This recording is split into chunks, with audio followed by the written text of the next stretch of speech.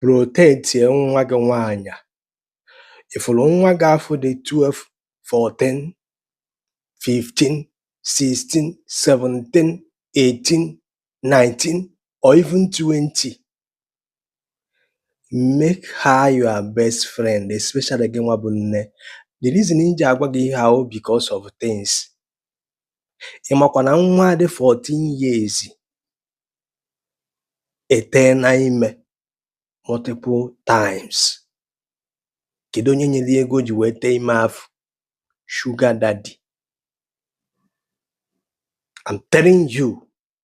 Ị chọrọ ghọta ife a na-ekwu, ị chọrọ no problem. A lot of ụmụ unu bụ ụmụ nwaanyị they are afraid ịgwa gị ife ọ na-agabiga, especially ndị afọ nọ na school. Ị na-anọkatakwa kpọọ ya pay Kenny a surprise visit. Ana m agwa gị ife a, nwa dị 14 years sugar daddy bidoro wee bube.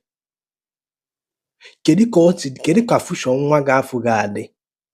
Kedu ka fusion nwa gị afọ ga-adị?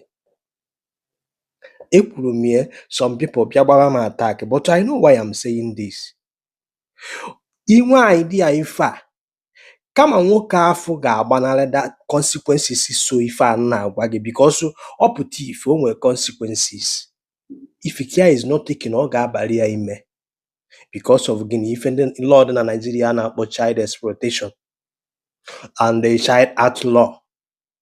Do you understand what I'm saying? It take advantage of nwandu nta nwa enwebere ife ọma. Ife okenye oke ibiliji family o jide nwa gị nwaanyị na-destroy ya in the name of ọnụnụụgwụ. Be very very vigilant. Akwa ifuru ụmụ nwaanyị, ibe nji ekwukarị ụmụ nwaanyị bụ na ọfanwa na-abụ the victim. Ife a na-ekwu. Do you understand me? Ịma na nwaanyị na-aka nwoke na-ebu nwoke ụzọ were adị matured. Do you understand me? Pay close attention ebe ụmụ nwa gị nwaanyị anọ gasị. Ka fa bụrụ ya best friend. Gị na fa na-akpa nkata, especially gị nwa bụ ụmụ ọma ife a. Ka ọ hapụ inwe ife ga na-ahide gị.